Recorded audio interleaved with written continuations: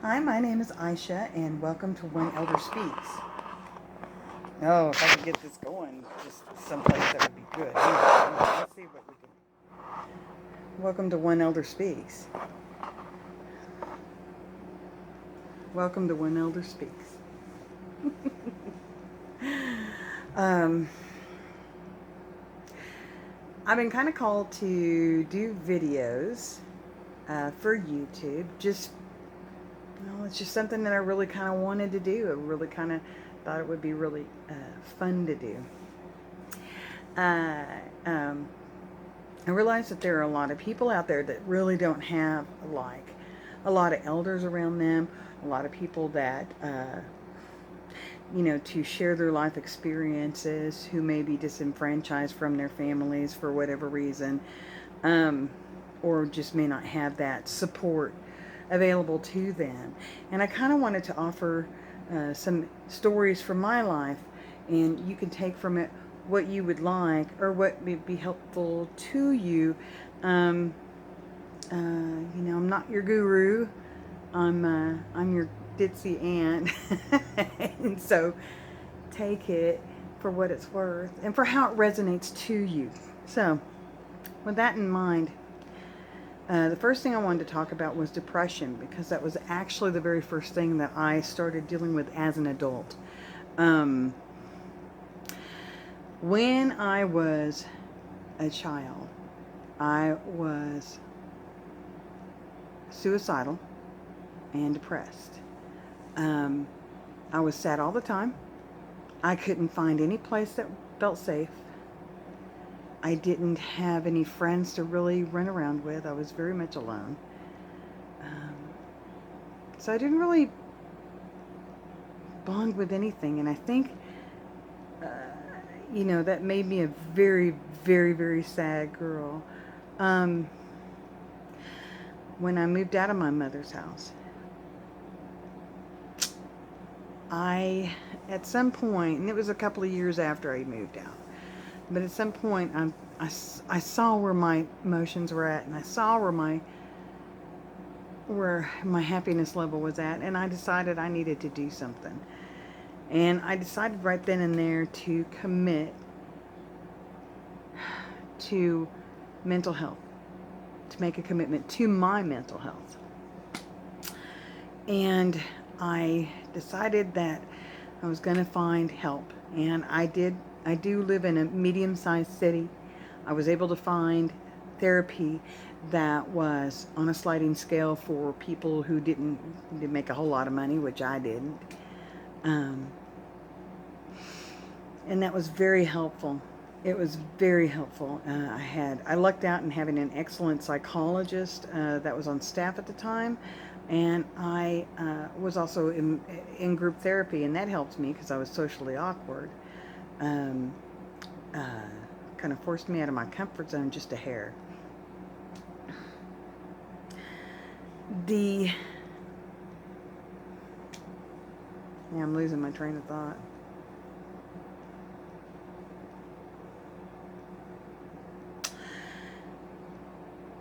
I also started reading. I looked for books because I was a reader, and I looked for books, and there was a couple of books that I found that were specifically on, um, that really touched my life. And the first one's called The Down Comforter. It was written by a journalist, so it was specifically geared towards people with depression, different therapies that were uh, out there for people to try, and it just had an overall excellent amount of information in it. It was very helpful to me. The other book was Your Erroneous Zones by Dr. Wayne Dyer, and that was a fairly recent book to that time, and it was mind blowing because both of them did state uh, your emotions are caused by your thoughts, and if you can uh, program, and since your mind is really a computer, whatever comes in goes out. Okay, so if your thoughts are if the program running in your head is I'm no good, I'm not pretty, I'm not smart, I'm not good enough or whatever, then then you've got to change the programming in the computer so that that'll quit being the program that's underlying everything that you do, everything that you feel, yeah, actions and emotions. So I thought, okay, cool, give me a year, I'll have this, I got this. And so 5 years later, I was no longer suicidal, and that was huge. That was absolutely huge. I was still very socially awkward. I was still sad a lot of the time, but I no longer wanted to kill myself, and that was a huge milestone. After 10 years, I noticed that I was really a lot less sad.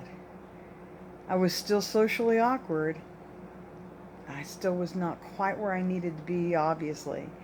But I was getting better, and I could really see, the progression. It was a little disheartening at the time because I was like, I'm 10 years in. Hello, how long is this going to take? But honestly, I'm doing a lot better.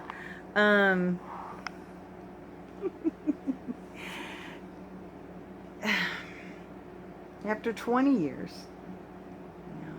I think I really saw the most after 20 years. That was when I could really say that my thoughts were running to good places for the most part. And I would be sad, but it would be for just a little while. And then I'd be done and over it.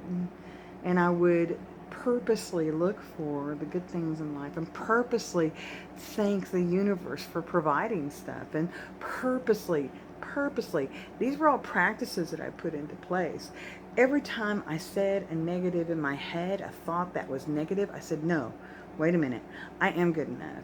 And no, wait a minute, I am smart enough. No, wait a minute, I am pretty enough. And in all things, I am enough. And I have to tell you that critical companion that's inside there going, that's a constant thing. So you're constantly going, no, wait a minute, I am okay. Oh, no, wait a minute, I am a part of God. Oh, no, wait a minute, I am worth it. This was really the practice that I've had for years and years and years, and it did the most good for me.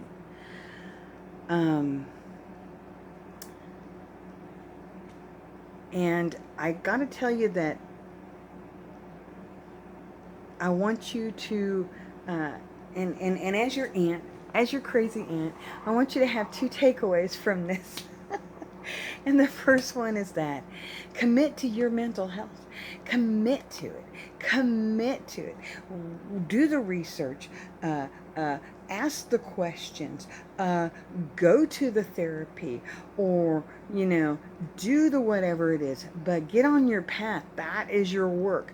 You're going to find your mental health. You want it. You deserve it.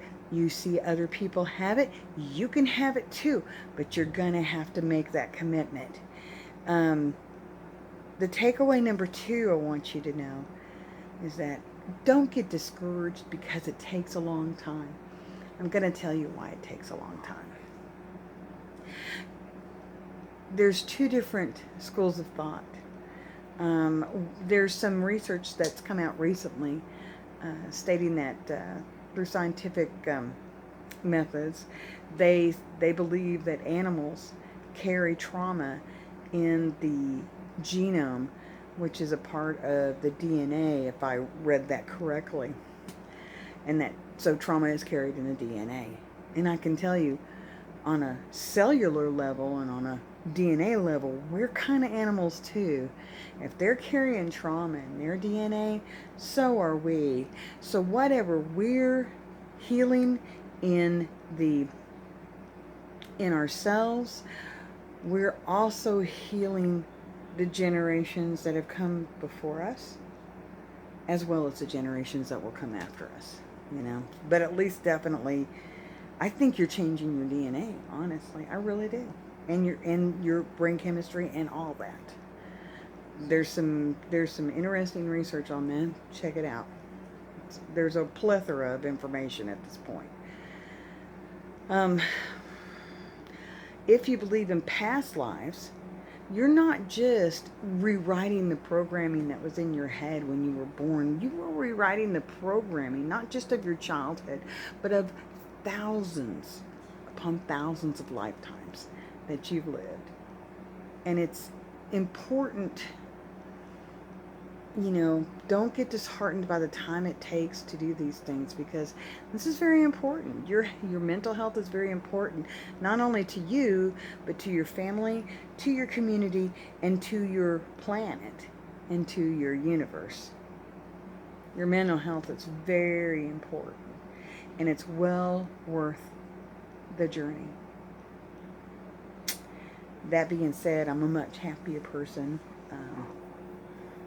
I still have issues, and recently I've found something else that I need to kind of probably go see a therapist about. Not a bad thing. I just need to talk to somebody. So hang in there, kid. It's gonna get better, and whatever effort you put into it, that's the effort you're gonna see on the other end. All right. Take care. Bye.